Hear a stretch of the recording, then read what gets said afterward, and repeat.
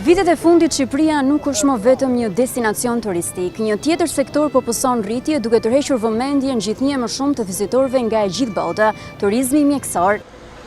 Për pacientët e huaj, shpesh janë rezultatet konkrete të afërmve që i bindin të udhtojnë drejt Shqipërisë për shërbime mjekësore.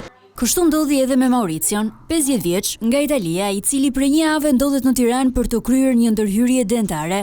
Ho scelto l'Albania perché ho visto. Kam zgjedhur Shqipërinë sepse kam parë rezultatin e disa punëve të bëra nga të afërmit e mi dhe kanë mbetur shumë të kënaqur. Edhe unë kam pasur mundësinë ta konstatoja. Dhe Shqipëria ka një avantazh në çmim, i cili është më i ulët se vendet e tjera. Vajzat e ish-bashkëshortja ime kanë ardhur këtu, kanë qëndruar disa ditë dhe shërbimi bashkë me çmimet në Shqipëri kanë qenë shumë të mira dhe ato kanë mbetur të kënaqur.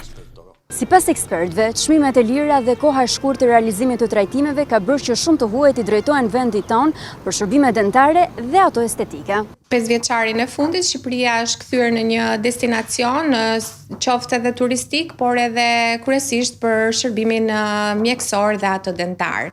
Mendoj që lidhet me disa faktorë, kryesisht me kohën e shkurtër të punimeve të cilët ata mund të përfundojnë në Shqipëri, gjithashtu lidhet edhe me çmimet në të cilat ne ofrojmë, si dhe me sigurinë dhe standardin e shërbimeve në të cilat ata mund të marrin tek ne.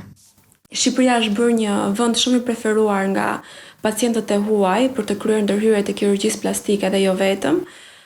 Sepse në Shqipëri kostot janë shumë më të ulta, janë afërsisht rreth 50% më pak se ato mund të kryhen në vendet afër nesh.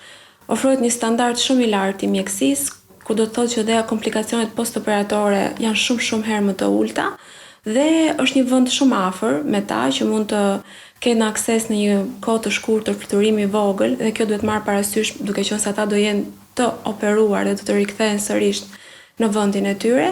Gjithashtu e përdorin Shqipërinë edhe për të bërë pak turizëm. Të huajt vinë nga çdo vend i botës për turizëm mjekësor, por italianët janë ata që dominojnë.